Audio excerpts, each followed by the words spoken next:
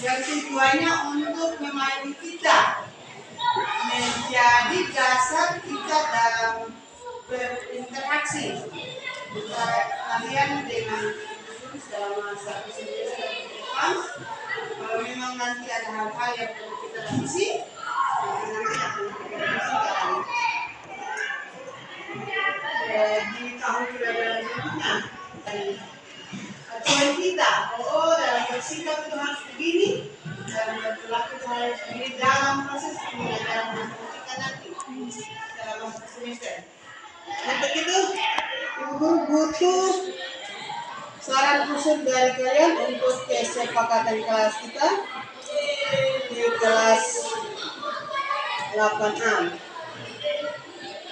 Oke, yang pertama siapa yang mau mengusulkan? Saya, Eva duluan silakan. Pertama dari Bapak itu menghargai pendapat teman, walaupun pendapat itu salah atau benar. Menghargai pendapat teman. Oke, sepakat ya? Ya, yang kedua? Ya, kita yang belakang silakan.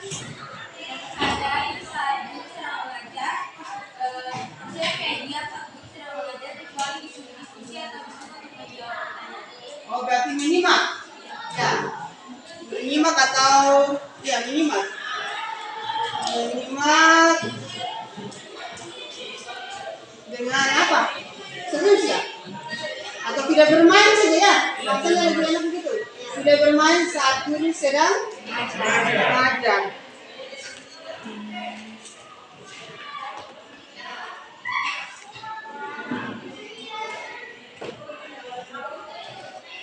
Tidak bermain saat belajar saja. Tidak usah yang waktu guru mengajar saja, tapi saat belajar. Oke. Jessica silakan.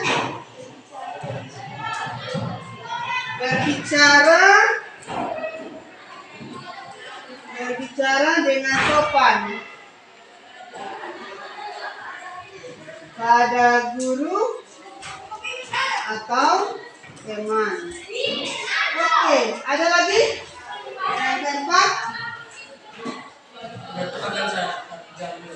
Ya? Tidak makan pada saat. Oh, tidak makan saat pelajaran. Boleh? Boleh. Boleh, Bu. Oke. Tidak makan saat pembelajaran. Tapi minum boleh kan? Boleh. Minum boleh, minum tidak mengganggu. Ada lagi?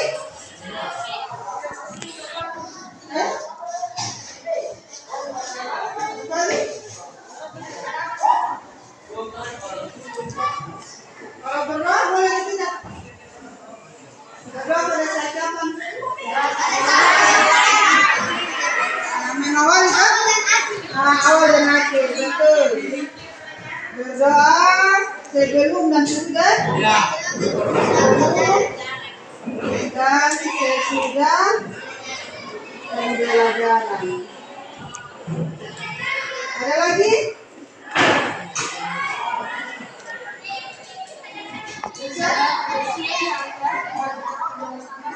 Oh iya, menjaga kebersihan kelas itu sekali. Menjaga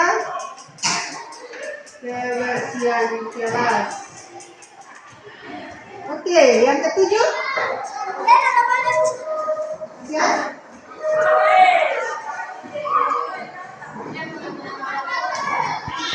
Oh iya, betul. Tidak memanggil teman dengan panggilan orang tua. Tidak memanggil teman dengan nama orang tuanya. Oke, yang ke-8. Menggunakan HP ketika diminta. Guru ya? Menggunakan handphone jika hanya jika ya? Pakai hanya jika Ya, diminta oleh guru. Yang ke-9.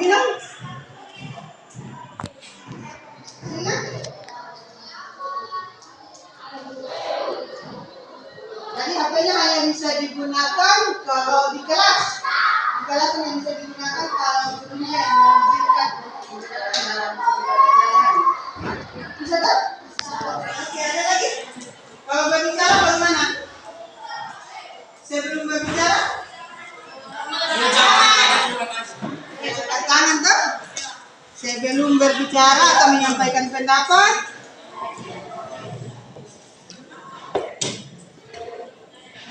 harus mengangkat ya tangan. Kalau boleh yang 10? Yes, kan? Saya wajib berpendapat. Wajib berpendapat. Boleh atau tidak bagi yang lain? Wajib berpendapat. Yang senyum-senyum, John. John bagaimana? Wajib tidak berpendapat? Wajib. Atau wajib mempresentasikan? Nantinya saling ganti mempresentasikan. Itu boleh.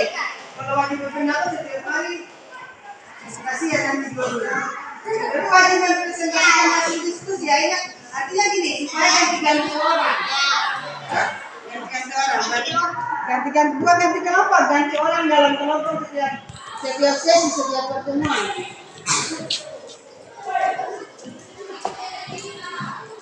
Wajib mempresentasikan ya hasil diskusi kelompok. Ini untuk setiap orang ya? Setiap orang. Per minggu. Iya, setiap orang wajib. Setiap orang wajib. Artinya ketika dia punya tugas dia wajib. Jadi nanti, oke, kalau begitu gitu ya. Nanti dalam pelaksanaannya kita akan bagi peran. Siapa yang akan bertugas sebagai presenter, siapa sebagai notulen, terus siapa sebagai yang menulis. Nanti yang menulis hasil diskusi di kertas. Jadi siapa yang akan membacakan kesimpulan? Kesimpulan kelompok kita hari itu. Kemudian siapa yang nanti yang menjadi penyangga? Artinya dia akan menjawab pertanyaan kelompok lain. Kita semua punya peran ada. Nah, siapa yang menjadi penyangga yang menjawab? Jawaban yang menjawab pertanyaan dari kelompok lain. Siapa itu? Nanti kita bagi peran siapa? Mulai dari hari ini kita punya peran dalam setiap kelompok kita aktif, oke? Sepakat tak? Kita belajar sama-sama benar itu biasa. Yang namanya belajar itu ada benarnya, ada salahnya, tapi yang salah itu untuk kita memperbaiki kita punya diri. Jadi yang salah itu kita dipertahankan. Kita lihat teman berbicara seperti itu, kita perbaiki juga. Sepakat tak? Jadi kalau itu kita ganti wajib melaksanakan tugas. Bukan mempresentasikan ya, tapi wajib melaksanakan tugas dalam kelompok. Boleh kan? Oke.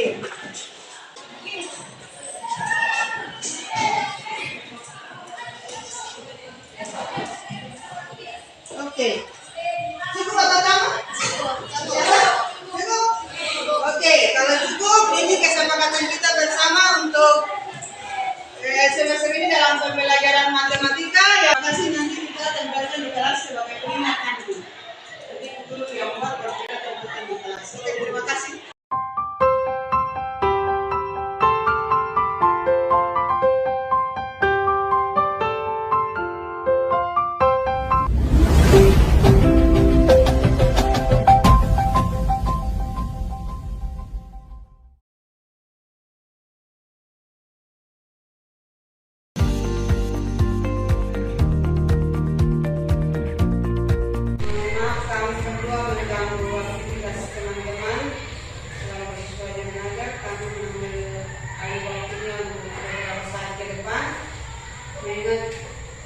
Pelaksanaan tugas kami dalam rangka tugas modul 1.4 aksi nyata, yaitu kami harus melakukan sebuah kegiatan yaitu bagaimana kami menyampaikan konsep-konsep kunci tentang budaya positif harus disampaikan kepada teman-teman sebagai partner kami di sekolah.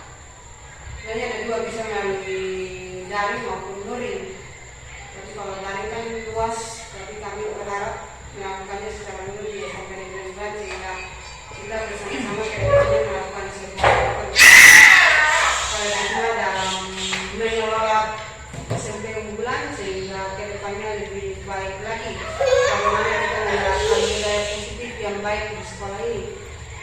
Itu harapan kami berdua sehingga ada nilai yang bisa kami berikan yang kami pelajari di guru penggerak bisa kami implementasikan dan sudah beberapa saat sebenarnya kami sudah melakukan, ada yang tidak kami lakukan.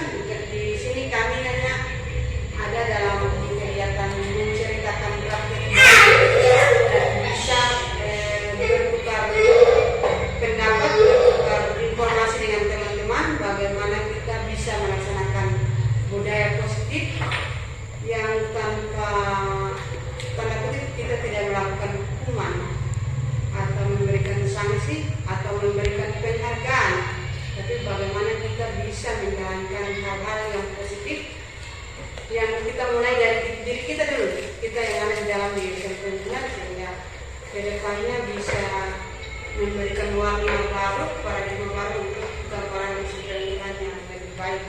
Itu harapan kami dan terima kasih untuk kehadiran teman-teman semua yang sudah mensupport kami bisa hadir bersama di sini. Kami izin untuk langsung menyampaikan materinya.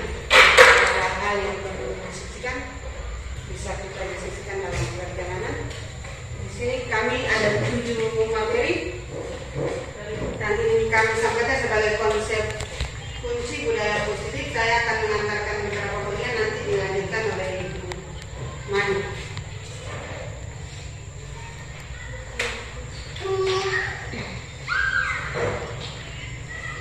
Kelihatan ya? Oke. Ada 7 konsep dalam budaya positif yang perlu kita ketahui. Yang perlu kita ketahui bersama.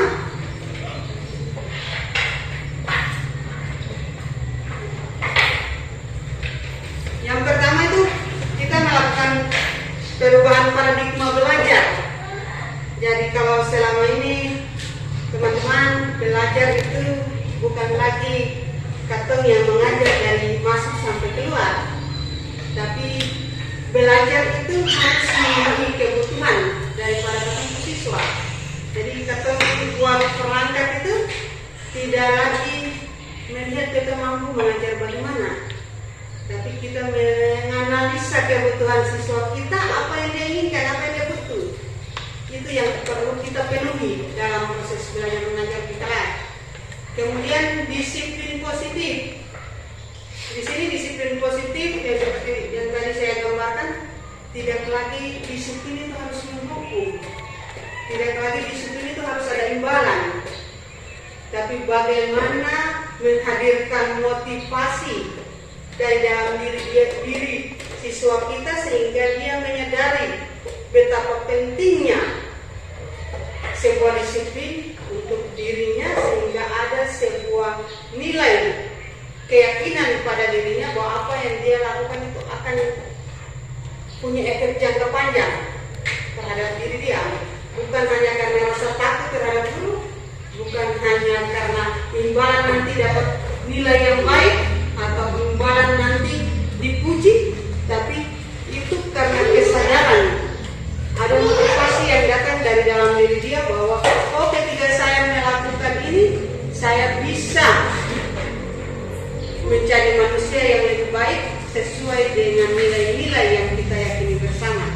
Kemudian yang ketiga itu ada motivasi perilaku manusia, bahwa kita sadar bahwa setiap kita itu melakukan sesuatu itu pasti ada motivasinya, dilatar belakangi oleh apa. Ini nanti sama-sama kita lihat. Kemudian selain motivasi yang mendasari kita melakukan sesuatu, pasti karena ada kebutuhan. Setiap orang pasti melakukan sesuatu untuk memenuhi kebutuhannya. Nah nanti kita akan lihat ada berapa macam kebutuhan yang dimiliki oleh setiap manusia. Kemudian ada posisi kita, kontrol resiko bagaimana ketika anak melakukan sebuah pelanggaran atau melakukan sebuah kesalahan, kita sebagai guru bagaimana menanggapi atau bagaimana melakukan sebuah perubahan sehingga dia bisa berperilaku lebih baik lagi. Itu namanya restitusi. Kemudian semua ini harus diawali dengan sebuah keyakinan. Keyakinan ini lahir karena ada nanti kesepakatan di kelas. Nah, keyakinan ini siapa yang buat keyakinan ini? Bapak, Ibu, dan siswa di kelas. Jadi sebelum mengajar itu kita harus ada sebuah kesepakatan. Kalau dulu bilang tata tertib, tapi ini bukan tata tertib. Kalau tata tertib kan langgar pasti ada sanksi. Tapi ini bagaimana ketika dia melanggar, konsekuensi apa yang akan dia terima. Selanjutnya yang terakhir kita melihat tentang segitiga restitusi. Segitiga restitusi ini nanti kita bicara tentang bagaimana kita mengelola siswa untuk dia menyadari tentang kesalahan-kesalahan yang dia buat, sehingga itu datang dari motivasi itu juga datang dari dalam diri bahwa dia sadar bahwa oh yang saya buat itu salah. Nah, kalau saya buat itu salah itu kita tidak dengan mimik wajah yang kasar, tidak boleh dengan kata-kata yang kasar, tapi bagaimana kita mengelola emosi kita juga sehingga bisa menyadarkan dia bahwa oh apa yang dia lakukan itu salah dan dia bisa kembali jadi orang yang baik. Oke, kita mulai dengan yang pertama, perubahan paradigma belajar. Ada satu orang ahli, Dr. William Glasser, dalam kontrol teorinya menyatakan bahwa ada beberapa hal yang perlu kita miskonsepsi yang perlu kita perbaiki. Yang pertama, bahwa kita sebagai guru itu listnya itu mampu mengontrol siswa. Setiap kita percaya bahwa kita menjadi guru itu kita mampu mengontrol kita, padahal itu tidak. Pada saya kita tidak akan memaksa siswa untuk berbuat sesuatu jika tersebut memilih untuk tidak melakukannya. Pasti kan ketika siswa itu atau anak bahwa kita bisa mengontrol dia, kenapa? Ketika kita memberikan dia sebuah hukuman belum tentu ketika dia keluar dari kelas dia jadi baik. Karena selama ini kita punya keyakinan itu kan bahwa kita mampu mengontrol, artinya menguasai. Padahal tidak, itu salah. Kita sebagai guru itu tidak bisa mengontrol, tidak bisa menguasai semua, tidak bisa menginginkan mereka seperti apa yang kita inginkan. Makanya biasanya stres dari bawahnya. Ya tak? Padahal kan tidak. Kita, Dr. William bilang, kita tidak bisa mengontrol murid. Jadi ilusi itu. Selama ini ternyata hanya sebuah ilusi. Sebuah angan-angan saja bahwa kita mampu mengontrol siswa.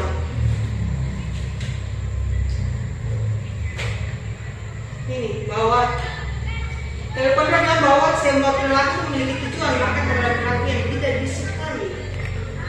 Ya kalau tidak sukai, tapi itu kan tujuannya dia. Mungkin menarik perhatian kita kan. Yang dia buat itu hanya sekedar riset kan. Tapi kan punya tujuan. Oh mungkin di rumah dia tidak dapat kasih sayang, dia buat seperti ini sehingga kita ingat kalau bisa sayang dia kan. Padahal kita menganggap bahwa apa yang kita buat itu bisa mengontrol dia, karena tidak. Ketika dia balik belakang, yakin ya bahwa dia mengikuti kita. Jadi ternyata selama ini bahwa kita menganggap bahwa kita mampu mengontrol guru itu adalah sebuah ilusi. Kemudian yang kedua, semua penguatan positif efek dan bermanfaat. Apakah semua penguatan yang kita buat itu berdampak positif dan bermanfaat? Balik lagi ke anak tadi, bahwa apakah yang kita bilang itu bisa memberikan dampak positif? Tiap hari akan marah dia, tiap hari akan kasih ingat, tapi apakah dia berubah? Apakah bisa memberikan perubahan positif? Ini yang perlu kita analisis bersama, kita menyadari bersama bahwa penguatan positif atau bujukan akan membuat murid bergantung pada pendapat seorang guru. Untuk berusaha atau bujukan itu hanya akan bertambah dalam waktu tertentu, dan saatnya menyadari bahwa dia akan mencoba untuk menolak bujukan itu. Itu maksudnya gini. Oke, mungkin kita bisa kasih dia sebuah hadiah iming-iming. Bahwa oh ya, ketika kamu bisa menjawab benar, kamu dapat hadiah ini. Tapi apakah itu paten? Bahwa dia akan mengingat jawabannya? Ataukah hanya karena dia berusaha untuk bisa mendapatkan hadiah itu sehingga dia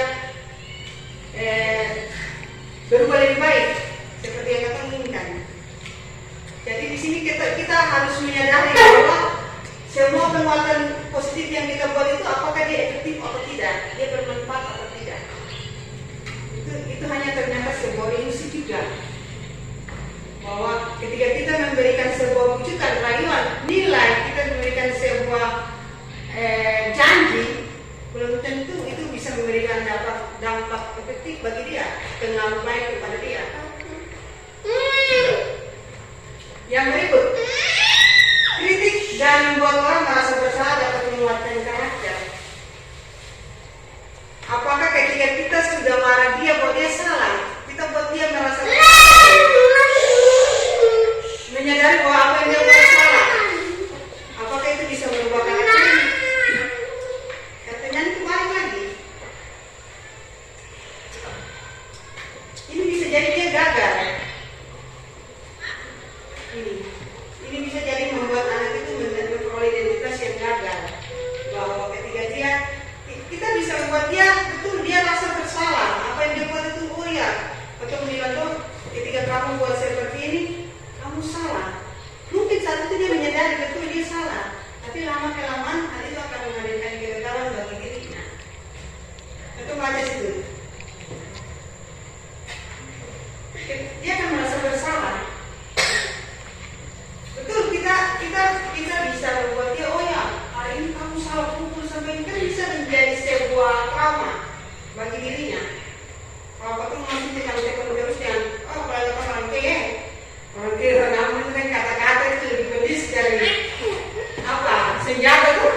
Jadi ketika dia tuh selalu bicara bahwa dia salah saya begini. Nah, ternyata hal itu akan menghadirkan dia sebuah traumatik dalam dirinya sehingga bisa menghasilkan sebuah identitas yang gagal. Jadi ternyata itu juga sebuah ilusi bahwa kritik yang membuat orang merasa bersalah dapat menguatkan karakter itu ternyata sebuah ilusi juga. Atau ada yang sepakat, ada yang berbeda-pendapat, tapi bisa diskusi saja. Kalau memang itu Bapak Ibu merasa itu sebuah yang kita bisa diskusi terbuka biar bisa ada satu konsep yang sama lah. Kemudian ilusi bahwa orang dewasa memiliki hak untuk memaksa. Bapak Ibu kadang kita dalam mengatasi masalah anak itu kita paksakan dia saja kita mau. Jangankan dalam hal dia buat kesalahan, dalam hal belajar saja. Bapak Ibu sadar atau tidak ketika mengejar ketuntasan, Bapak Ibu memaksakan anak itu kita punya mau, kita punya tuntutan hukum. Anak yang bisa sampai itu karena tuntutan hukum, kita paksa dia sampai di situ. Kita paksa dia belajar. Padahal seharusnya belajar itu sesuai dengan dia punya kebutuhan. Jadi belajar dalam hal itu mengingat betul bahwa belajar itu harus memenuhi kebutuhannya. Dia rasa cukup di situ sampai di situ. Makanya kemarin ketika kita buat rapor merdeka tidak ada KTM. Karena KTM itu ketika dia anak itu dia merasa puas, dia keinginannya sampai di situ, belajar sampai di situ, itu cukup bagi dia. Tapi hanya memenuhi dia punya kebutuhan itu. Jadi kalau ketika menganalisis kebutuhan belajar anak, lihatlah kebutuhan dia, apa yang dia mau. Kalau dia cuma sampai di situ, dia ajarkan sampai di situ. Jangan paksakan dia tahu semua, karena belum tentu dia akan jadi seorang ahli matematika misalnya. Kalau saya harus paksakan semua teori matematika, dia harus tahu. Tapi kita melihat kebutuhan dia sesuai dengan kodratnya dia, sesuai dengan kondisi di mana dia berada. Jadi alam dia menginginkan apa, zaman dia menginginkan apa, yang berada sampai di kebutuhan itu sudah. Supaya dia bisa memanfaatkan ilmu yang kita ajar itu sesuai dengan kebutuhan dia di lapangan. Yang kita ajar semua kasihan, komputer saja ada batas loh, apalagi manusia. Memorinya itu punya batas juga, dalam juga ada. Ilusi bahwa orang dewasa memiliki hak untuk memaksa, ini perlu kita perbaiki bahwa kita tidak bisa memaksakan anak lagi di kelas. Entah itu dalam hal pembelajaran, dalam proses apapun, kita bisa memaksakan dia dalam hal ketika dia melakukan pelanggaran, kemudian paksa dia untuk tidak boleh melakukan hal itu. Seharusnya bagaimana kita meyakinkan dia bahwa apa yang dia lakukan itu salah, itu yang perlu kita perbaiki. Nah di sini, bagaimana seseorang bisa merubah dari paradigma stimulus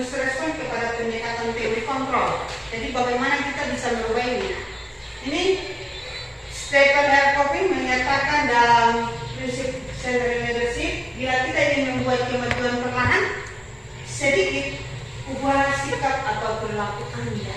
Jadi kata dulu yang berubah. Bukan kata tujuan siswa itu. Kata dulu yang berubah. Jadi kalau kata ingin buat sebuah kemajuan, sebuah perubahan secara perlahan, rubah dulu kata diri. Baru kata berubah siswa. Karena apa? Guru itu panutan. Guru itu teladan.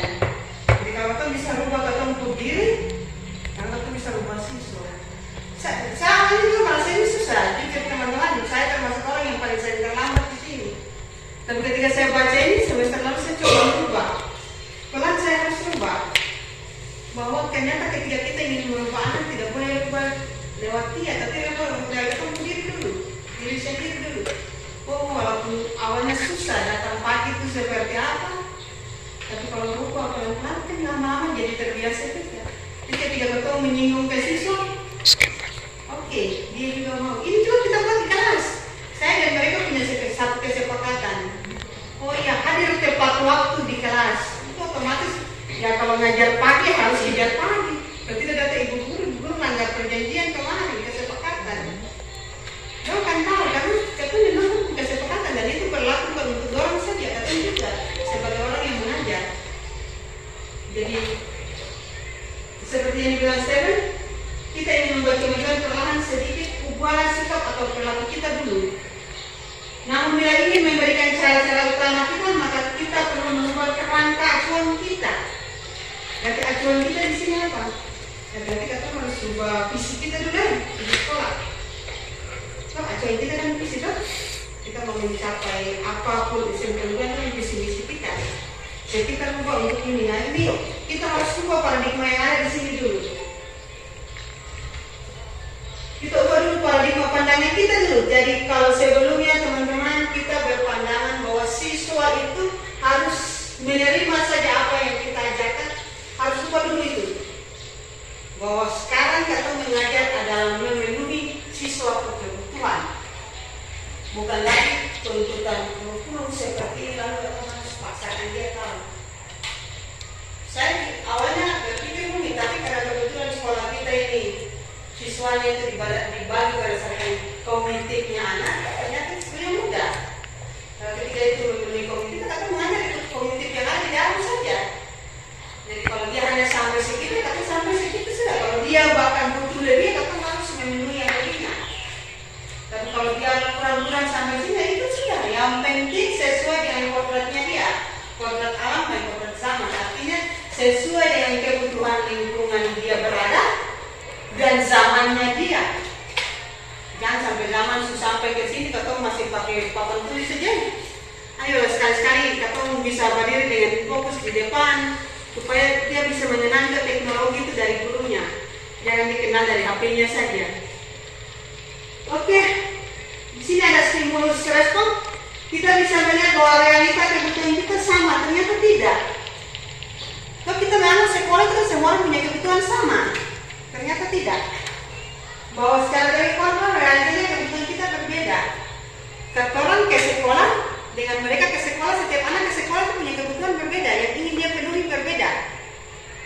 Tidak ada yang datang semua sini sama-sama harus semua tahu tentang ini hari ini. Kan tidak. Tapi semua orang datang ke sini untuk memenuhi kebutuhannya. Itu dulu, yang kita sepakati dulu. Kemudian semua orang melihat hal yang sama. Ternyata tidak. Datang ke sini setiap orang memiliki gambaran yang berbeda. Mungkin Bapak Ibu ke sini tujuannya sama-sama mau mengajar, tapi anak belum tentu. Mungkin anak hanya datang ke sini hanya gambarannya hanya ingin bermain kan, ketemu sama teman-temannya di kelas kan. Bisa jadi seperti itu kan?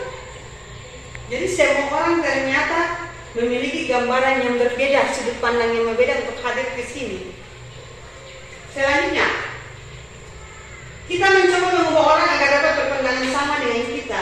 Ini stimulus responnya. Kita berharap bahwa ketika ubah dia akan sama dengan kita. Ternyata selama ini kita gagal.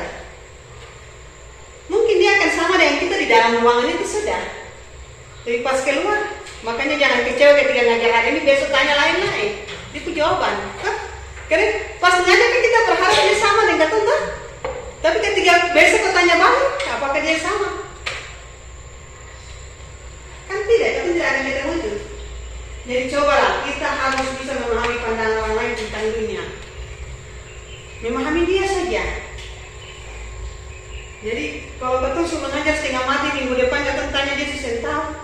jangan kecewa. Karena harus mencoba memahami dia. Mungkin waktu kau mengajar itu dia ada, dulu dia usaha. Saya kadang bilang manusianya ada rohnya jalan-jalan. Itu kan gitu. Jadi dia duduk di dalam ini dengan sikap yang baik, pasang postur tubuh yang baik, dengan kata tangan menulis dengan rapi. Ternyata dia sengaja di dalam. Makanya jangan heran ketika besoknya dia tahu apa-apa. Jadi saya dengar istilah begitu. Anda ada di dalam, tapi ternyata yang duduk adalah jasad. Rohnya jalan-jalan kemana? Karena ini, kata ada pada pemahaman ini teori ini bahwa kita mencoba mengubah orang untuk berpandangan sama dengan kita, tapi ternyata dia berusaha mempercayai orang lain tentang dunia. Jadi itulah sebabnya teorinya mengingat kita harus selalu memenuhi kebutuhannya itu. Jadi cukup dia kebutuhan dia saja. Dia mau apa hari ini, belajar bagaimana hari ini. Penuhi saja itu supaya dia rasa nyaman di situ saja. Supaya dia kok paksa dia kok kemana nanti kok stres sendiri. Ketemu kursi sekarang sekolah gampang itu. Oke, kemudian perilaku buruk dia sebagai suatu kesalahan harus dihilangkan ini. Semua perilaku buruk dia sebagai sebuah kesalahan. Harus melihat bahwa semua perilaku itu memiliki tujuan. Siapa tahu dia hanya menarik perhatian kita tadi. Karena di rumah tidak dapat kasih sayang, dia berperilaku seperti ini. Saya coba itu kemarin. Saya dapat kiriman video beberapa anak merokok. Tapi saya diam-diam saja, saya cuma bicara dendam saja. Saya ketemu, saya kasih tunjuk dia ketawa. Ibu guru saya marah-marah kayak dulu lagi kan? Dia bilang saya gitu, ibu guru saya marah-marah kayak dulu. Kemudian saya bilang, kau harus bersyukur. Saya bukan 3 bulan yang lalu. Saya 3 bulan yang ini setelah ketemu CGP, saya baca tentang ini, baru saya lihat kamu. Saya kasih tahu dia video, dia lihat dia, iya ibu guru saya buat. Dia mengaku jujur lihat saya yang buat. Saya memang sedang seperti ini. Kenapa seperti ini? Dia cerita kenapa dia begini. Ternyata memang karena tidak mendapatkan apa yang dibilang kasih sayang di rumah. Hanya dia pelampiasannya begini. Orang tuanya sibuk jadi dia begini. Ibu guru beta dapat kas keluar dari sekolah, barang ada orang tahu selain ketentuan. Kan gitu saja. Selain ketentuan yang tahu, saya nggak ada ibu guru dia sudah ketentuan saya ketentuan dia makan saja. Yang penting kau baik kan, iya sudah. Tapi saya berdoa mudah-mudahan dia baik. Kalau tidak ya, berarti saya memang belum bisa meyakinkan dia bahwa apa yang dia buat salah. Orang lain bisa mengontrol saya, hanya Anda yang bisa mengontrol diri Anda. Jadi ini teori kontrolnya bahwa orang lain bisa mengontrol kata orang. Benar tidak? Bapak Kiai bisa mengontrol ketong, kan tidak juga tak? Beliau walaupun ulang-ulang bilang, tapi kalau ketong hanya meyakini bahwa ketong yang sendiri yang kontrol ketong pudirnya, ketong jalan saja, bicara. Biar Bapak Kiai bilang berapa puluh kali nih.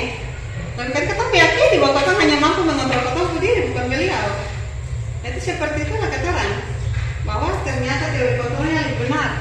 Oh iya betul, hanya ketong pudir yang bisa kontrol ketong keinginan berubah atau tidak, bukan karena takut Bapak Kiai sekali, mau karena guru jaga kan baru hadir sih. Tapi memang kita harus mampu kontrol ketong pudir untuk jadi lebih baik. Saya bisa mengontrol orang lain, pemaksaan ada pada saat bujukan gagal. Ini tidak boleh lagi bahwa ada pemaksaan ada pada saat bujukan gagal. Kalau ketong susah bisa bujuk dia, ketong paksa dia, kan saya bisa. Ketong mau bujuk dia ternyata saya bisa bujuk dia bebas, bisa ketong paksa dia, sudah paksa dia pukul kan, paksa dia kata-kata kan. Padahal seharusnya ketong harus buat kolaborasi dan konsensus untuk menciptakan pilihan-pilihan baru. Ini memang tugas beratnya orang siswa ini. Saya alhamdulillah selesai di situ. Jadi ini yang harus dibuat, ada kolaborasi dan konsensus untuk menciptakan pilihan baru dengan mereka. Kemudian model berpikir menang atau kalah. Sekarang saya bisa, makanya saya ada juara-juara itu. Karena saya boleh ada lagi ketemu bilang ke orang dong berlomba-lomba untuk jadi yang terbaik, dong berlomba-lomba untuk jadi pemenang. Tapi semua orang harus menang. Model berpikir sekarang itu di kurikulum Merdeka itu menginginkan bahwa semua orang harus menang-menang. Nah, sekarang kita bicara disiplin positif. Dalam rangka menciptakan lingkungan positif, salah satu strategi yang perlu kita tinjau kembali adalah penerapan disiplin sekolah. Bapak Ibu kalau bicara tentang disiplin, nanti Bapak Ibu berpikir bahwa disiplin itu tapi tertib. Tapi bukan hanya berhubungan dengan tata tertib, tapi bagaimana kita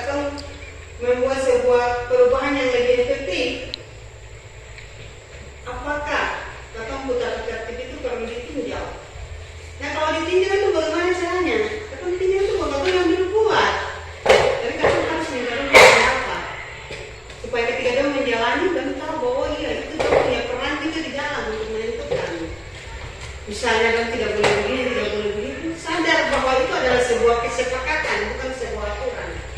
Karena aturan itu kan pasti kan ada sanksi ketika dilanggar. Tapi kalau itu sebuah kesepakatan, berarti tahu bahwa ada sebuah konsekuensi yang harus dia terima dari sebuah kesepakatan itu. Tapi yang penting dari sebuah konsekuensi itu adalah tidak boleh sampai menyakiti dan tidak boleh sampai merugikan. Tapi bagaimana bisa menyadarkan dia sehingga dia bisa menjadi lebih baik. Dengan itu tadi, karena kata tujuannya sebenarnya ini apa? Ada pada bingkai profil pelajar Pancasila. Bagaimana bisa menemukan nilai Pancasila itu, nilainya ke-7 profil pelajar ke-6. Profil pelajar Pancasila itu kalau anak itu melakukannya dengan paksaan, anak itu melakukannya karena disanksi. Tapi harus ada sebuah keyakinan bahwa nilai-nilai yang membuat itu harus nilai-nilai itu datang dari diri, datang dari sebuah kesadaran, bukan ada karena pengaruh dari luar.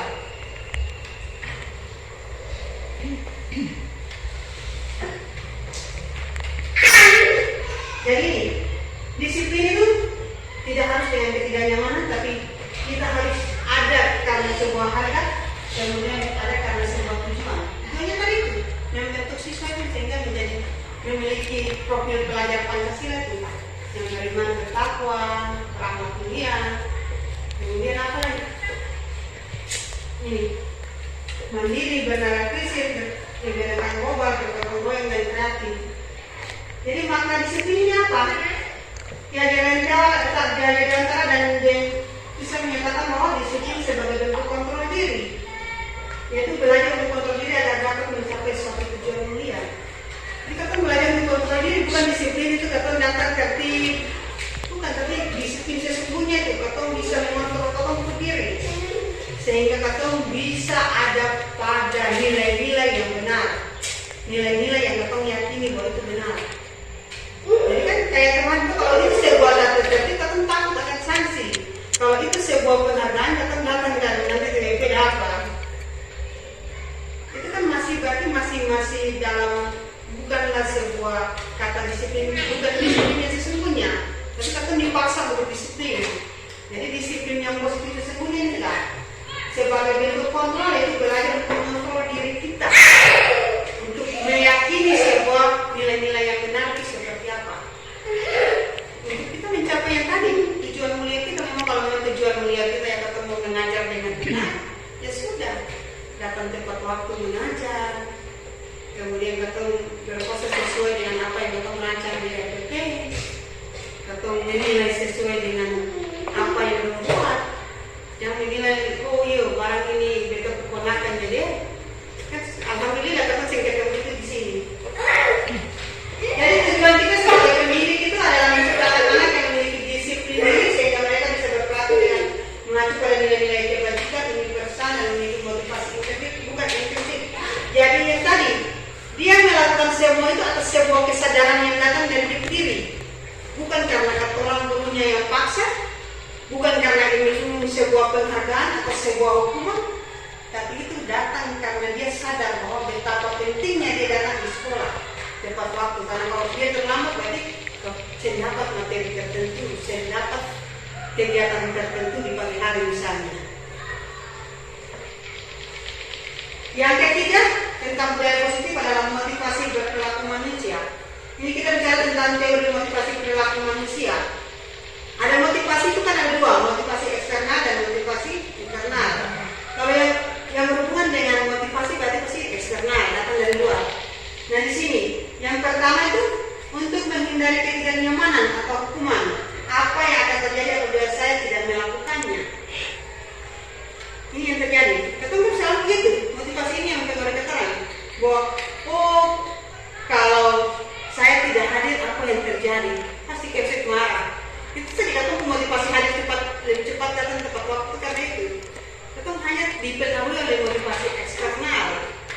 Kemudian yang kedua untuk mendapatkan imbalan dari orang lain atau institusi. Ini jelas sangat ini.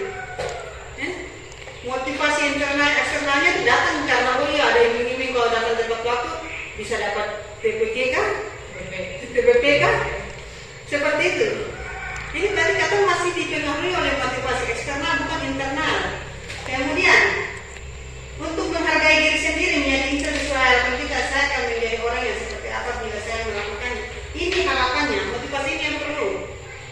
Ini motivasi internal yang menjadi disiplin diri kita yang ketiga.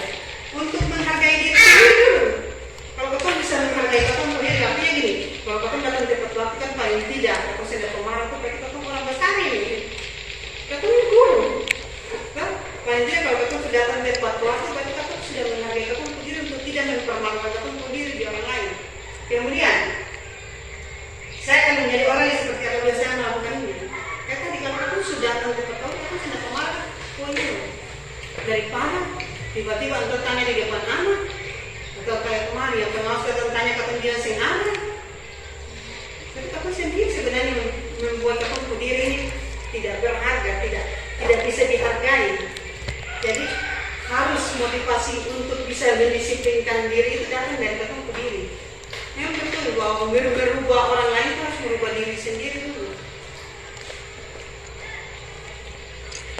Apa merdeka? Kata ini soalnya di kurikulum merdeka, tapi saya tahu sendiri merdeka itu apa. Ki Hajar Dewantara sendiri bilang merdeka itu tidak hanya terlepas dari perintah, akan tetapi juga cakap memerintah diri sendiri. Ini Ki Hajar Dewantara yang dalam kurikulum merdeka ini. Jadi bukan hanya terlepas dari perintah. Artinya merdeka itu bukan kata bebas saja bukan, tapi kata juga harus cakap memerintah kata sendiri. Jadi itu sesungguhnya yang diinginkan oleh merdeka belajar itu di sini, bahwa bukan hanya merdeka itu kemudian beta merdeka jadi beta begini sudah buka beta hati, beta bikin perangkat begini karena merdeka kan. Tapi mereka sesungguhnya itu adalah kita sudah bisa memerintahkan sendiri dalam artian ketorang buat yang ketorang sajikan itu dia bisa tidak untuk hanya sekedar memenuhi tuntutan, tapi bisa memenuhi apa yang tadi anak-anak kebutuhan belajar. Tetap bisa membuat kita sendiri itu mandiri. Merdeka itu mandiri juga.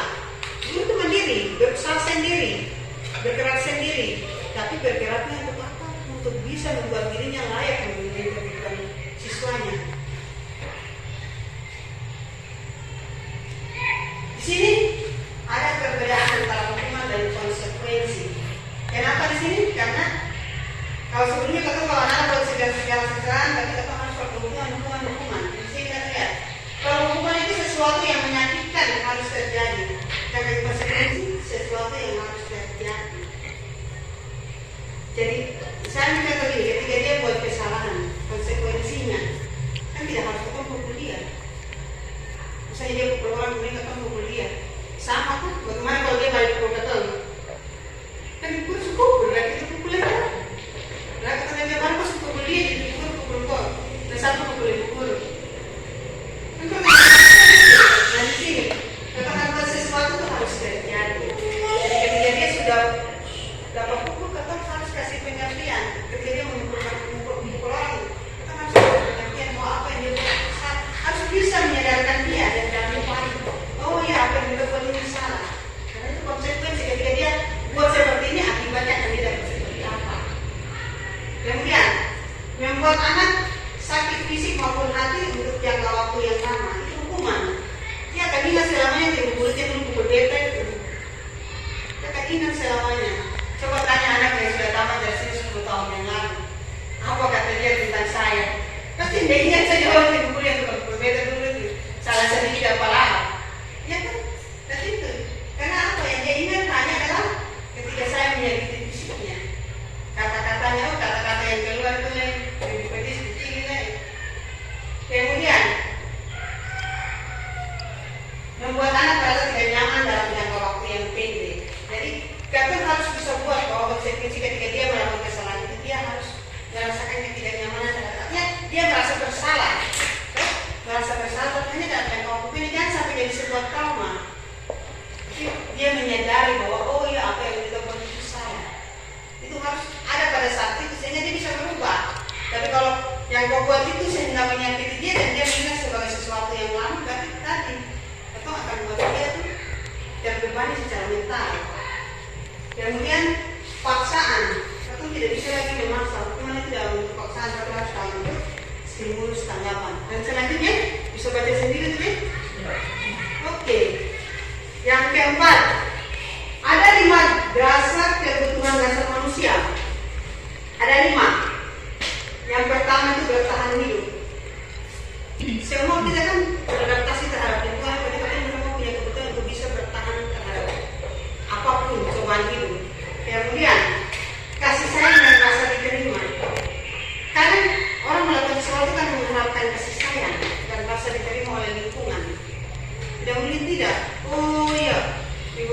beta lo karena beta begini. Kasih saya cinta, rasa sayang. Karena saya mematuhi aturan yang dia buat saya, mengikuti apa yang diinginkan. Kan seperti itu. Jadi sebuah kebutuhan dasar. Kemudian ada penguasaan. Ingin untuk menguasai siswa kita. Ini sebuah kebutuhan. Kemudian ada kesenangan ketika melakukan itu, kita mendapatkan sebuah kesenangan. Ya. Ketika kita dapat sesuatu, kita pasti bahagia senang. Itu sebuah kebutuhan. Kemudian ada sebuah kebebasan. Kita harus tahu bahwa ada lima kebutuhan ini yang selalu melekat pada diri seseorang. Begitu kita panana, dia punya 5 kebutuhan ini. Kebutuhan untuk bertahan hidup, kebutuhan untuk mendapatkan kasih sayang, kebutuhan untuk mendapatkan penguasaan, kebutuhan untuk mendapatkan kesenangan, dan juga dia memperoleh kebebasan. Seluruh tindakan manusia memiliki tujuan tertentu. Semua yang kita lakukan adalah usaha terbaik kita untuk mendapatkan apa yang kita inginkan. Ketika kita mendapatkan apa yang kita inginkan, sebetulnya saat itu kita sedang memenuhi satu atau lebih dari satu kebutuhan dasar kita. Ini, jadi apapun tindakan yang dilakukan oleh kita guru maupun siswa itu pasti didasari oleh kelima kebutuhan ini. Ini posisi kontrol kita sebagai seorang guru itu ada pada ini 5 kontrol ini. Bapak Ibu, ini perlu diperhatikan. Kita ada pada posisi kontrol pembuku yang suka kasih hukuman ketika siswa buat kesalahan, atau ada pada seorang yang selalu memberikannya karena beta pukul nanti beta masuk kena pasal-pasal HAM. Ya sudah, beta adalah seorang yang selalu membuat siswa merasa bersalah atau tidak. Ini kita harus sadar ini. Kemudian yang ketiga, apakah posisi kontrol kita selama ini adalah teman bagi mereka? Teman daripada nanti bikin pusing kepala, ya sudah ajak dia bercerita. Ketika dia buat salah hanya nasihat, senyum, ketawa dan dorang. Ataukah kita adalah pemantau? Kita hanya sifatnya memantau apapun yang dia buat. Lihat saja, pantau saja, sebatas melihat, memantau, mengamati saja apa yang dia buat. Ataukah kita yang terakhir? Dan ini yang paling ideal, kita adalah mengecek. Ketika kita akan sebagai seorang penghukum, maka kita akan mendekati mereka. Kita akan menyakiti mereka, kita akan menyindir mereka. Kalau kita adalah seorang penghukum, jadi bahasanya yang selalu keluar itu ya sudah. Salah, hukum. Saya pakai sepatu, hukum. Saya pakai kos kaki, hukum. Pakai sepatu beda warna, hukum. Saya pakai pakaian ini, hukum. Karena kita ada pada posisi ini, hukum bagi mereka. Kemudian, ketika kita membuat mereka merasa bersalah, pokoknya ketika dia buat salah sudah bicara halus itu terdengar enak. Saya menyakiti itu, tapi ternyata buat dia merasa bahwa dia salah semua itu.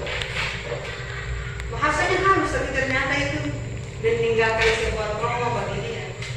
Bahwa ternyata dia mau buat sesuatu, dia takut juga, nanti salah lagi. Nanti salah lagi. Apakah adalah teman bagi dia? Apakah semua teman itu baik Bapak Ibu? Tidak. Kenapa? Ketika kita menjadikan dia teman, dia bergantung untuk apa? Jadi segala sesuatu beta pergi berusaha boleh. Begitu saja. Jadi ketika kita jadi teman, dia segala sesuatu dia akan mengeluh di kata orang. Kalau dia mengeluh itu baik, kalau hal yang bisa kita penuhi, kalau tidak, berarti kita sudah buat dia bergantung. Ini teman ini, karena dia merasa nyaman di kata saya, berarti yang lain semua susah nyaman sudah. Pokoknya mati diberi saja. Makanya kadang kalau saya di kelas saya selalu bilang, ingat kamu bukan anak SD. Kamu punya 10 orang yang memberikan nilai, bukan 1 orang. Jadi jangan baik-baik di 1 orang saja. Karena jangan berbaik-baik kok pakai ibu dia jadi oh ya ibu dia 20 jadi semua nilai ada di dia dan nanti yang atur. Bukan. Nah, saya sering bilang begitu karena bahwa bukan posisi itu. Saya bukanlah orang yang bisa menentukan masa depan kamu sendiri, tapi ada 10 orang yang menentukan kamu masa depan. Maka berbuat baiklah kepada 10-nya. Jangan menganggap satu lebih dari yang lain. Jadi mereka semua itu teman belajar kami. Semua itu adalah fasilitator kami. Jadi jadikan mereka sebagai jangan satu. Oh kita pada senang ini. Apakah benar kau dapat 100 di matematika kemudian yang lain 50 kau juara 1? Kan tidak. Walaupun 100 di saya belum tentu 100 di yang lain. Berarti ketika kita menjadi teman ternyata kita bisa memberikan pengertian itu kepada anak itu bahwa dia akan bergantung kepada kita. Kalau kita hanya jadi pemantau, dia hanya akan apa? Menyesuaikan diri bila kita awasi. Ketika dia lihat ketemu, ibu guru ada berjalan yang kayu, ya sudah dia tahu karena ibu guru ada pantau-pantau sana. Dan kalau tidak, ya sudah dia juga menghilang. Ketika masuk ke kelas, dia akan kembali ke jati dirinya dia. Jadi yang lebih baik adalah seorang manajer. Apa yang kita yakini, apa yang bisa kita kerjakan untuk memperbaiki masalah ini, itu manajer. Kita bisa menguatkan pribadi, kita bisa menyatakan murid itu bisa menyatakan dirinya sebagai individu yang positif dalam dunia yang berkualitas. Jadi kita kalau orang masing paham betul itu apa kata manajer itu. Dia yang manajer, dia yang mengatur. Kita lebih baik jadi seorang manajer bagi anak-anak kita. Paling sempurna dia kan paling minimal. Bapak Ibu dari 5 yang minimal yang harus kita punya apa? Kalau menurut Bapak Ibu, ya?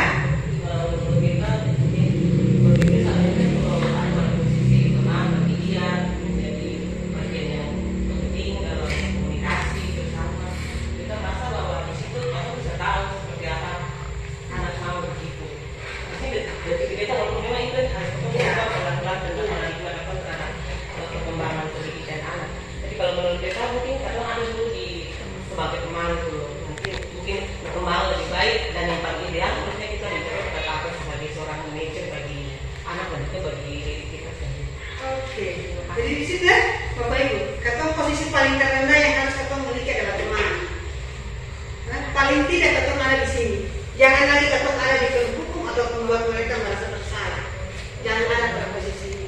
Tapi minimal kita ada pada posisi jadikan mereka teman dulu. Karena kalau sudah dekat, gampang diubah, gampang diberikan sebuah keyakinan.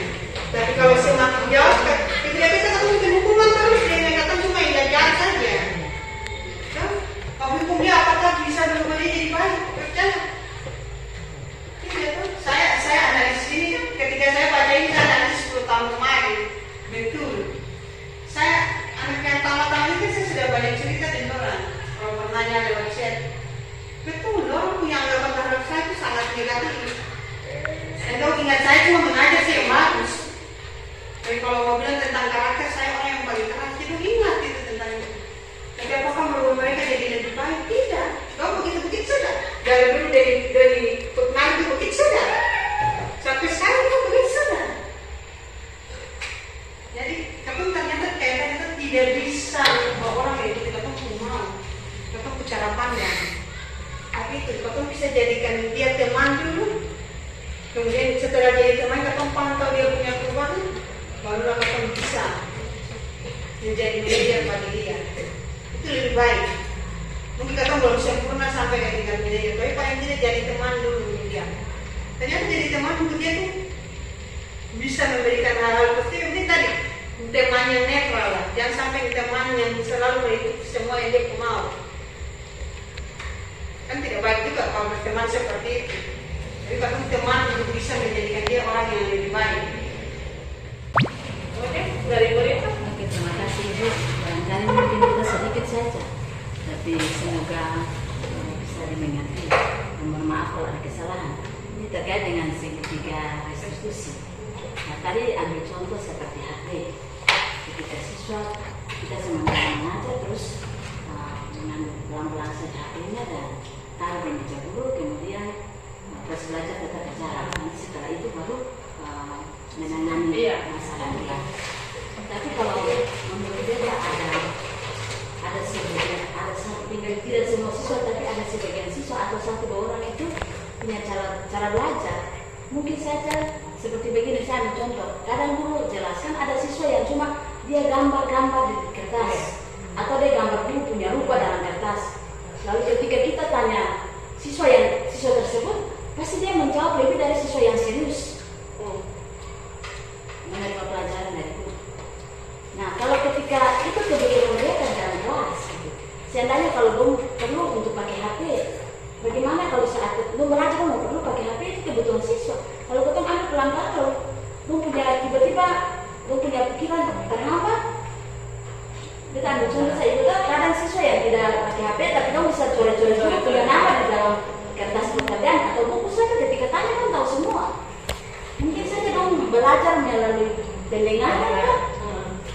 Jadi kita minta ada solusi gitu, karena contoh kecil saya seperti Koko, karena itu kan cara belajar di kelas. Koko tuh kadang mengajar kamu dia sama sekali kayak tidak perlu dengan segalanya, perhatian juga tidak, seperti begitu. Jadi mungkin dia punya kebutuhan lain yang kita masih belajar untuk memahami dia. Apakah ada siswa yang punya cara belajar seperti yang tadi saya gambarkan kan? Saya bagaimana? Saya terima kasih. Mohon maaf kalau kita kali ini sudah. Oke, terima kasih Ibu Rita untuk pertanyaannya.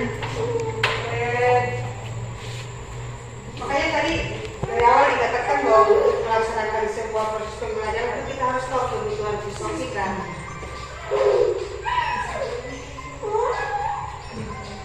Kebutuhan siswa kita karena gini, bagaimana caranya kita langsung tahu kebutuhan dulu.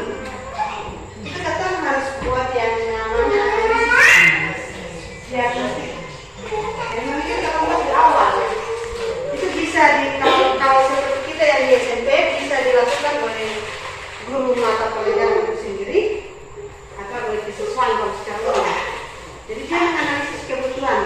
Di dalam kebutuhan itu kita bisa lihat perilaku belajar dia juga salah satunya. Ada minatnya, apakah dia gaya belajarnya. Jadi kita melakukan pembelajaran bisa jadi kebutuhan. Kayak berita bilang tadi, kalau anak itu suka belajarnya di luar, makanya kita tuh boleh benar. Kalau dia suka hanya dalam bentuk visual, hadirkan visualnya. Kalau anak itu dia suka dalam bentuk kinestetik gerak tubuh, kita pun juga harus menghadirkan pembelajaran yang sesuai dengan kebutuhan. Nah itu kita tahu di awal semester. Biasanya di awal kalau siswa baru seperti ini kita lihat di kelas 7 awal kan dimasukkan kita buat analisis kebutuhan itu. Kemudian nanti kalau dia naik kelas 8 9 kita bisa lihat dari referensi nilainya. Atau kita buat juga, kita misalnya kebutuhan saya, jadi saya Indonesia punya keinginan mengetahui kebutuhan baik saya, kita analisis dari awal. Kita hadirkan dalam bentuk angka, daftar pertanyaan kan, kita buat dalam bentuk survei kan. Kita bisa tahu, oh anak ini dia maunya seperti apa, dia keinginan belajar. Itu yang harus, memang di sekolah ini kita keberadaan satu itu semua sudah ada dalam sesuai kognitifnya. Sudah terpenuhi, karena sudah buat analisis dengan sesuai dengan kognitif. Tapi kita kan harus lihat juga gaya belajar. Gaya belajar itu ada yang kinestetik, ada yang visual, ada yang audio, yang hanya dengar saja cukup. Yang kayak dia dengar, dia ada beberapa lain, dia dengar cukup bagi dia. Itu ada. Kita harus terima perbedaan-perbedaan itu. Jadi kita sudah harus menganalisis dari awal, bisa mengetahui satu-satu anak punya kebutuhan. Makanya tadi saya bilang dari awal bahwa kita menghadirkan pembelajaran yang sesuai dengan kebutuhan anak, bukan kita atau bukan kurikulum. Tapi kita menunjukkan kalau dia suka model begini, buatlah pembelajaran sesuai dengan keinginan itu. Sehingga anak itu nyaman melalui. Nah, betul kalau yang HP ini, saya dengan mereka kan biasanya punya kesepakatan, pakai atau tidak dalam. Atau kan matematika begitu, jadi kadang pakai. Apalagi kan dalam pembelajaran era digital 4.0 kan begitu, harus pakai. Harus pakai, karena dia butuh referensi, dia butuh bukan hanya guru sebagai sumber, internet sebagai sumber juga penting, jadi dia butuh itu. Tapi yang tadi kalau digunakan salah, jadi kalau dia salah menggunakan mereka tuh bisa ambil. Tapi kalau dia pakai untuk mencari sumber pembelajaran lainnya, oke-oke saja. Saya kadang tinggalkan, silakan nonton di YouTube ini, nonton di YouTube dulu. Kalau tidak bisa guru menjelaskan dengan sistem bisa, silakan nonton di YouTube dulu. Carilah link mana yang bisa, carilah sumber mana di YouTube yang bisa kau nonton, yang bisa menjelaskan tentang materi itu lebih baik dari saya. Nonton dulu, jadi mereka visual dulu, oke dulu. Visual dulu, dia buat dulu. Nanti kalau dia suka anak itu, baru nanti saya tinggal masuk ulang. Jadi saya tinggalkan. 5 sampai 10 menit saya tinggal di kelas, tapi saya susul.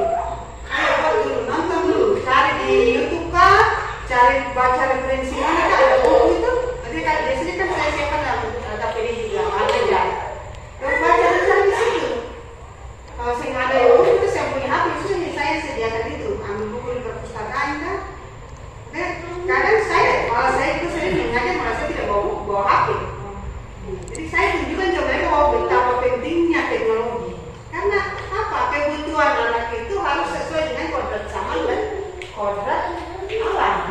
Zaman itu apa teknologi, dia sekarang itu butuh komputer, dia butuh internet, dia butuh sumber pelajaran yang dulu.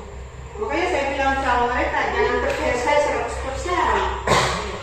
Tanyakan pada yang lain, jadi kamu tidak bisa. Makanya kalau yang lain saya suruh tanya Bapak Ibu ada yang bukan orang cek, tapi dia bertanya. Karena saya mencoba menyuruh mereka menggunakan segala fasilitas yang ada. Jadi memanfaatkan apa yang bisa dimanfaatkan untuk memenuhi kebutuhan belajar dia. Jadi tidak sekaku yang kata bayangkan. Tapi kata boleh berinovasi dalam belajar. Guru Bapak Ibu dia boleh berinovasi, dia boleh berkreasi, tapi harus dilakukan bisa dengan teman partnernya, bisa secara mandiri. Untuk apa? Tujuannya hanya memenuhi kebutuhan belajar siswa, dan pembelajaran itu harus berpusat. Saya ada lagi ketemu aku berdiri menjelaskan dari pagi sampai pulang. Kita mau siksa diri. Saya ada kata hanya menjadikanlah siswa itu subjek pembelajaran, dia yang melakukan, menemukan sendiri. Atau pakai model-model pembelajaran terbaru. Memang awalnya takut.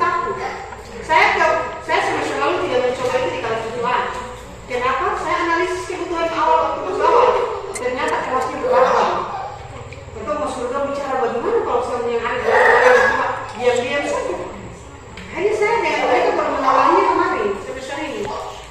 Ini saja saya membuat diskusi saja 3 kali pertemuan materi yang sama toh. Tapi saya coba, karena apa saya lagi bagi peran ke mereka. Ada yang tugasnya dia yang menulis notulen, ada yang tugasnya sebagai moderator, ada yang tugasnya sebagai presenter, ada yang tugasnya sebagai penyanyi yang jawab pertanyaan teman. Bayangkan, bukan yang presentasi yang jawab, tapi orang di belakang yang jawab. Itu luar biasa. Walaupun dia dalam kondisi gemetar, takut, tapi karena dikasih kesempatan untuk berbicara, dia harus bilang. Karena apa? Setiap orang diberi konsekuensi dengan nilai. Hanya dan tahu bahwa ketika bisa melaksanakan peran itu, konsekuensinya ada, tidak bisa ada konsekuensinya. Jadi dan jalani saja. Memang awal betul saya satu materi 3 pertemuan, bayangkan. Hanya untuk diskusi 5 anak kelompok itu. Tapi saya suruh masing-masing harus bisa memainkan peran itu. Jadi alhamdulillah yang bertugas cuma menjadi moderator. Tapi saya sudah bilang, kau bukan moderator. Seluruh hidup. Saya akan bagi itu akan semua melalui proses itu. Jadi semua akan mengalami itu. Jadi suka tidak suka hari ini kita moderator dulu. Lolos lihat orang lain itu biasa pusing lain. Sudah jadi presenter. Sudah jadi notulen. Jadi tulisan jelek-jelek bukan kasih bagus di karton Manila. Lihat anak itu sekarang jalan bawa karton Manila. Karena saya minta seperti itu. Bahwa harus bisa menampilkan. Walaupun seperti awal kita harus tetap memenuhi kebutuhannya. Tidak bisa memaksakan dia seperti yang katong mau. Tapi katong kan bisa menuntun. So, padi itu akan jadi menghasilkan beras yang banyak kalau petani itu memelihara, memberi bibit, membersihkan hama, memberikan merawat, dia kan akan menghasilkan yang baik sama. Siswa itu akan baik ketika katong tuntun dia dengan benar. Tapi saya bisa paksa dia begini, saya bisa tuntun dia, ajar dia. Jadikan dia itu contoh dulu. Saya kan terpaksa banyak jadi moderator untuk 2 orang. Tulisan saya jadi terlihat kasih bagus-bagus di sana supaya saya bagus. Kenapa? Harus guru itu kan teladan. Jadi katong harus bisa menuntun dulu. Kecuali yakin bahwa setiap anak itu punya potensi. Pasti akan berubah kalau itu. Yang tadi saya katakan, kurikulum merdeka tidak mencari orang yang pintar, tidak mencari satu orang yang pintar, tapi semua orang sama-sama menang. Saya sudah sering bilang di 9C, jangan berpikir kamu di C sehingga kamu tidak bisa jadi polisi atau tentara. Anak unggulan ini anak yang banyak yang jadi polisi dan tentara itu anak kelas C. Yang alumni ini kan banyak yang jadi polisi tentara, yang malah hidup duluan daripada yang A. Karena apa? Kita harus tanamkan kepercayaan diri bahwa tidak harus jadi seorang matematikawan baru bisa jadi orang sukses. Kan gitu. Katong yang ngajar ini, katong yang harus memberikan motivasi. Jadi saya sering bilang, saya magister, saya sudah bahasa Inggris. 2 tahun saya bergelut dengan buku bahasa Inggris semua, terus saya selesai juga. Jadi yang dibutuhkan adalah motivasi diri. Selalu berusaha, itu saja saya bilang. Saya kalau ditanya bahasa Inggris, yes no saja saya tahu. Tapi saya mampu mentransit ribuan lembaran untuk bisa menyelesaikan tugas magister saya. Karena apa? Hanya kemauan, modal kemauan dari kita. Siapa yang saya mau tanya? Pernahkah saya tanya Ibu Lenda minta transit saya punya tugas matematik? Karena apa? Matematika yang bahasa Inggris sesungguhnya itu beda. Ada kata-kata tertentu, istilah tertentu yang tidak sama. Jadi mau tidak mau kita tidak suka, saya menjalani itu selama 2 tahun. Saya menyelesaikan itu. Bukan karena saya pintar, bukan. Tapi butuh ketekunan. Jadi sama, anak-anak kecil itu memang betul kalau anggap bahwa saya bisa apa-apa. Tapi berikan mereka kepercayaan, keyakinan pada dirinya bahwa dia akan menjadi manusia itu.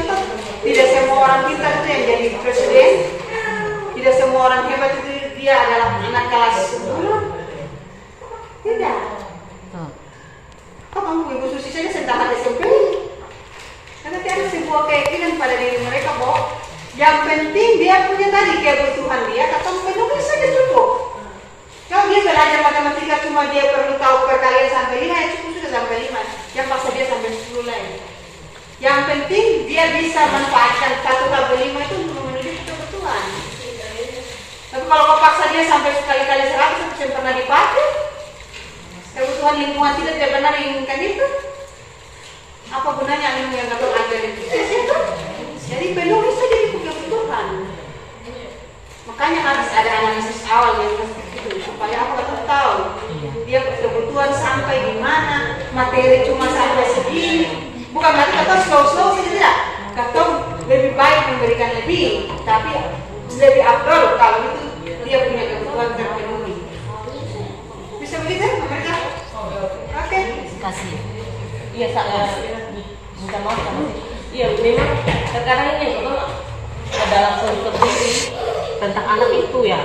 Apa yang ketemu pandang tentang anak itu ya memang benar-benar akan ketemu tunjukkan bahwa misalnya ketemu anak ini memang disemai. Jadi kayaknya terbentuk juga tidak memandang kita tentang anak itu. Jadi stigma itu katong bangun sebenarnya. Katong yang buat tuh jadi kayak tadi katong yang buat dia merasa bersalah. Katong yang buat dia jadi nakal sesungguhnya. Seharusnya sih ada. Tapi karena katong yang selalu buat tadinya. Kita kan tahu pukul sih kabel. Kau pukul tangan kiri masuk dia buat aja. Jadi dia sama ketika dia buat itu terus. Akhirnya dia sudah terbiasa. Jadi kemudian katong tambah lagi dengan stigma itu. Makanya trauma itu akan terbawa pada dirinya.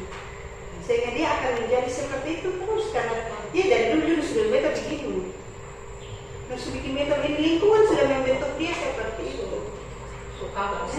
Jadi kalau katong bisa menerapkan segitiga restitusi ini, saya yakin katong bisa merubah anak-anak yang punya karakter, yang mindsetnya katong sudah berpikir bahwa dia akan jadi apa-apa sudah. Saya akan bisa jadi apa-apa sudah tahu. Soalnya yang jadi polis tentara. Santai soalnya tuh. Asegar soalnya. Ketemu banyak tuh. Yang ketemu awalnya berpikir dia dalam kategori yang tidak bisa dirubahkan jadi apa-apa. Tapi dia punya motivasi. Ketemu mereka punya motivasi. Ketemu ini hanya sebenarnya banyak memberi motivasi. Jadi yang sendirinya dari ketemu itu. Yang dari ketemu bisa mempengaruhi kamu itu motivasinya itu. Berubah motivasinya itu. Kemudian kakak bisa memainkan kontrolnya atas orang itu. Nah berarti anak itu akan bisa berubah.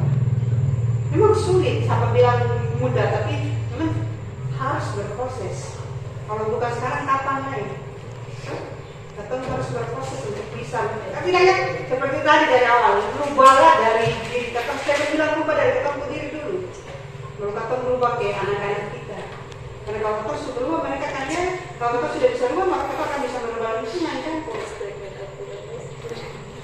Kamu gimana? Berat kan? Tapi saya yakin teman-teman pasti bisa. Ini tantangan yang luar biasa. Tantangannya luar biasa, tapi ini ayo kita sama-sama datang untuk tujuan yang mulia ini sudah. Betul. Kadang kita lihat buat diri Jangan buat mereka sesuai dengan ketemu mau. Tapi coba memahami apa yang dia mau. Itu saja. Kita harus mampu memahami apa yang dia mau saja. Baru kita bisa. Oh iya.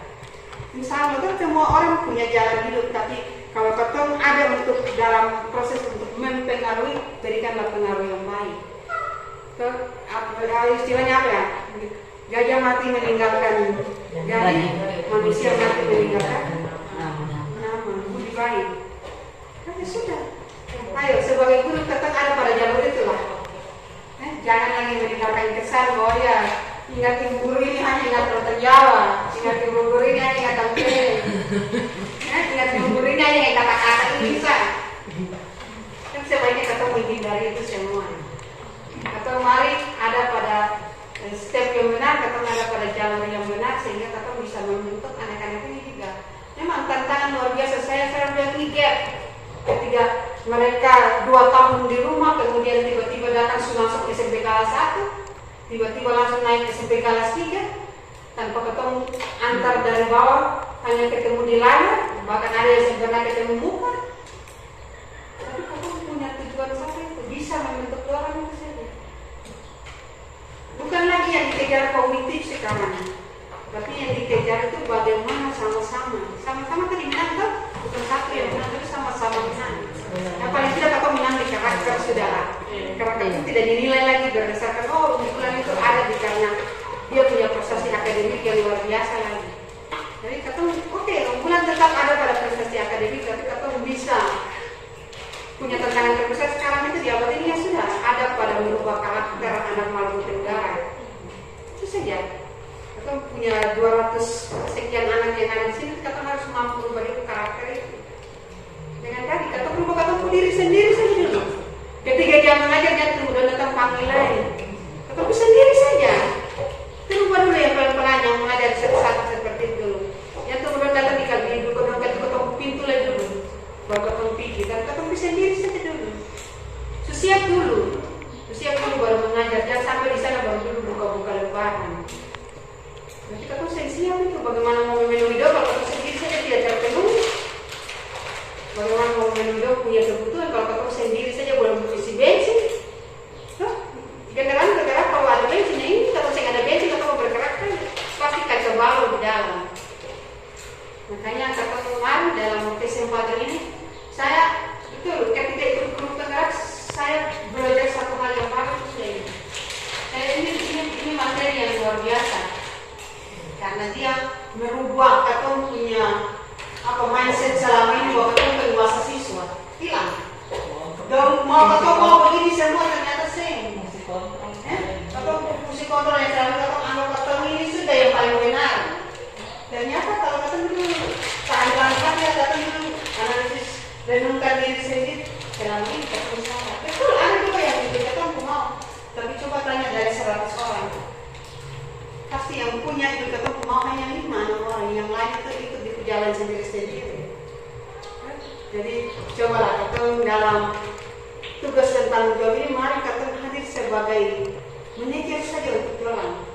Jangan lagi memberikan kesan-kesan bahwa seorang guru itu seperti ini, seperti itu, tapi balik ketemu itu bisa menjadi rekan orang, bisa menjadi partner orang, bisa memperoleh nilai-nilai kebaikan yang universal yang dibilang profil pelajar Pancasila yang mempunyai perhatian dapat itu yang bisa dilakukan itu ketemu bisa jadi fasilitator untuk orang teman, untuk orang di kapal itu. Nah itu dari SMP ini karena sudah tunjukkan bahwa tidak. Jangan bilang bahwa nanti kita sekolah yang disiplin baru begitu. Kita di semua sumpah disiplin itu bukan tata tertib. Disiplin itu bukan sebuah paksaan, tapi disiplin itu datang dari diri sendiri, datang dari motivasinya datang dari diri, bukan datang dari orang lain, datang dari sebuah penegakan aturan tidak. Makanya kadang saya kalau dulu ternyata pakai teknik kadang juga itu bilang-bilang dulu tapi iya ternyata betul. Terus yang paksa-paksa kan bilang-bilang terus. Oh ternyata memang ada di situ arah-arahnya di situ bahwa tidak harus melalui sebuah fakta, tidak harus dalam sebuah perjanjian tertulis. Tapi kalau memang itu datang dari kata diri untuk merubah, insya Allah kata pasti bisa. Jadi teman-teman mungkin dari sini besok sudah mulai bisa buat keyakinan kelas. Kalau keyakinan kelas semua kelas punya ada, maka akhirnya menjadi sebuah pegangan di sekolah. Jadi akan nanti berefek ke sekolah karena dari ruang yang kecil akan membawa dampak ke ruang yang lebih besar. Jadi sementara mungkin kami berdua memulainya dari kelas 7. Saya lihat sehingga saya bocor dulu.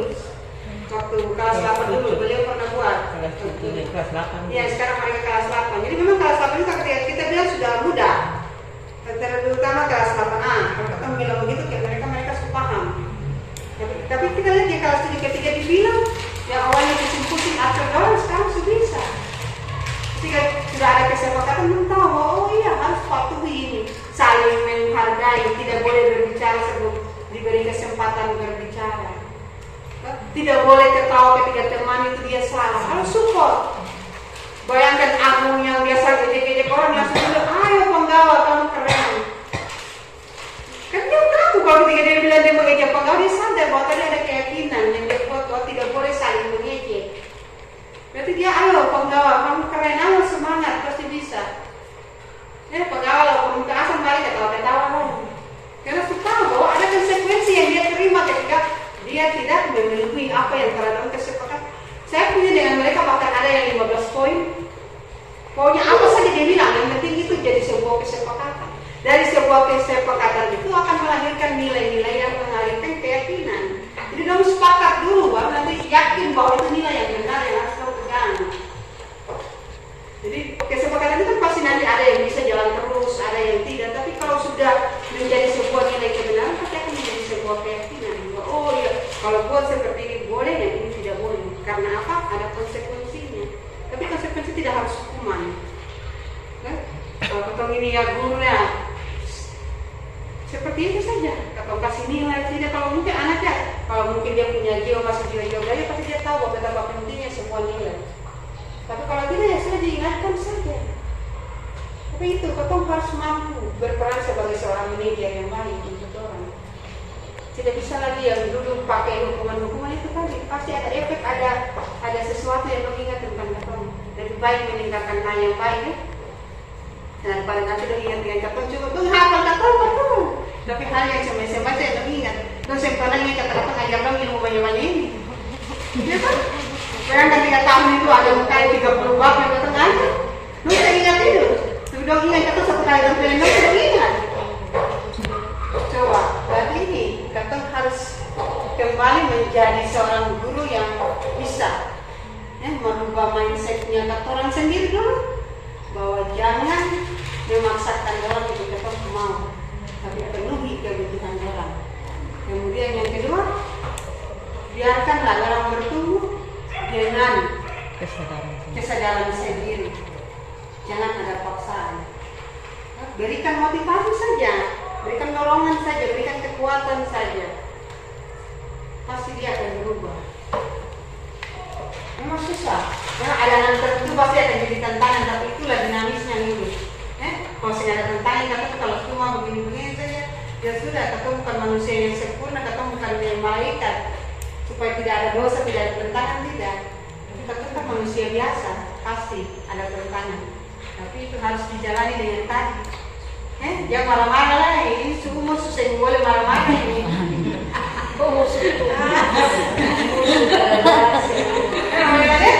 Marah juga nanti saya berdepe. Oke. Saya malah paling pertanyaan terakhir saja. Saya akan menjadi guru seperti apa setelah mengikuti sesi ini. Bapak Ibu, mungkin bapak-bapak dulu. Bapak yang bisa bersuara. Saya akan menjadi guru seperti apa setelah mengikuti sesi ini.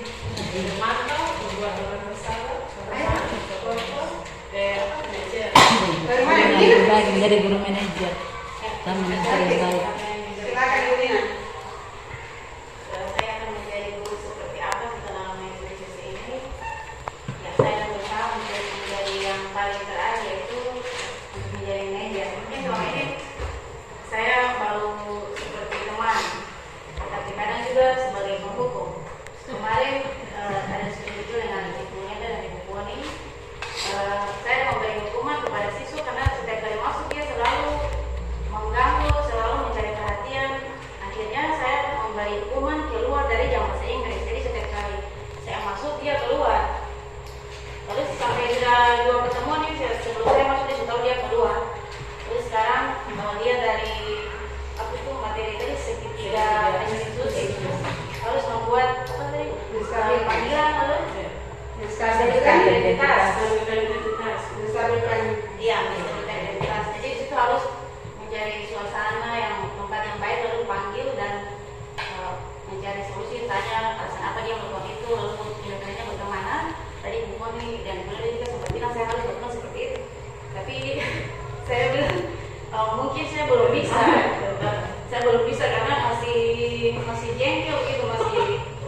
belum punya begitu. Jadi pertanyaan saya, bisakah ada guru lain yang membantu untuk sebagai apa dengar gitu untuk menyelesaikan masalah dari Sebenarnya kita punya videonya, diskusinya ini?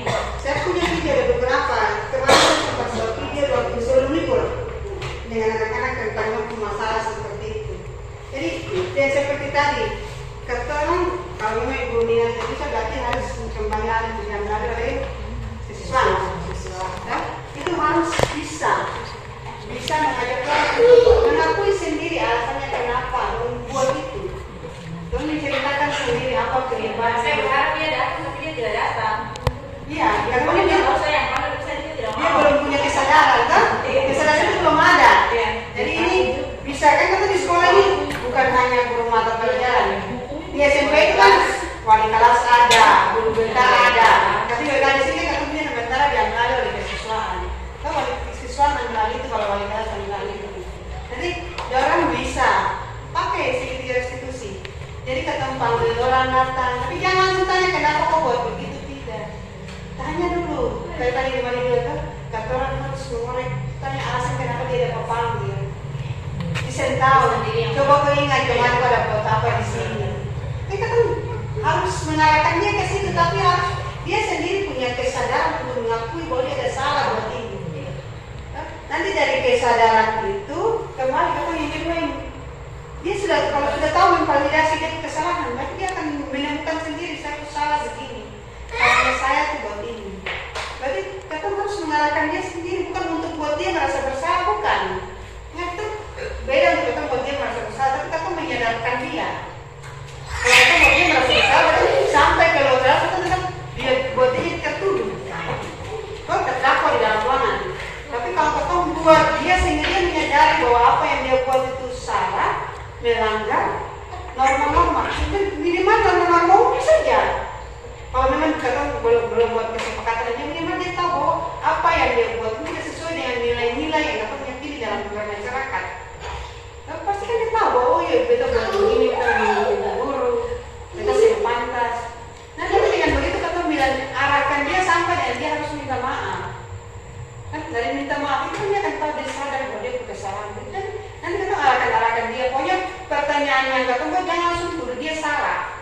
Tapi buatlah pancinglah dia sehingga dia bisa menyadari bahwa dia salah. Kemudian dia sendiri yang mau pergi minta maaf. Bukan kamu suruh dia. Tapi buatlah sehingga dia sendiri yang mau pergi minta maaf.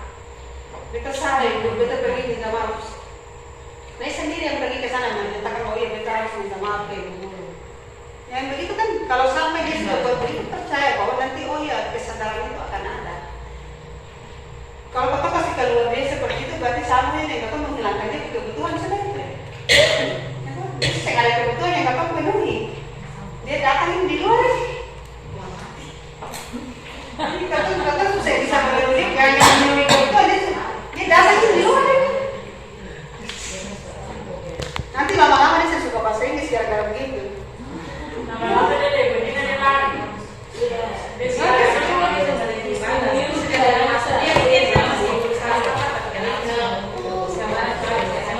Itu yang tadi Mina, yang dimulai dari awal. Jangan berharap mereka sesuai dengan kata mau. Nah, kalau yang begitu nanti kata bawa hati, sakit hati nanti. Nah, bukan berarti kata tidak mengajar dengan hati salah. Kata mengajar dengan hati. Tapi jangan buat orang bahwa seakan-akan itu semua yang Kakak bilang itu harus semua dong ikut begitu. Bisa juga, karena setiap anak punya cara hidup berbeda, punya kebutuhan hidup berbeda. Jadi ikutilah apa yang dia mau saja. Kalau memang dia buat jengkel yang kayak tadi mana nanti kasih keluar dia dari belakang saja dulu, jangan langsung jadi pas kejadian. Berarti sudah mengganggu yang lain, merugikan lagi secara waktu. Kita bisa mengatasi dia dengan berbagai trik. Saya pikir Bapak Ibu kan orang pengalaman, jadi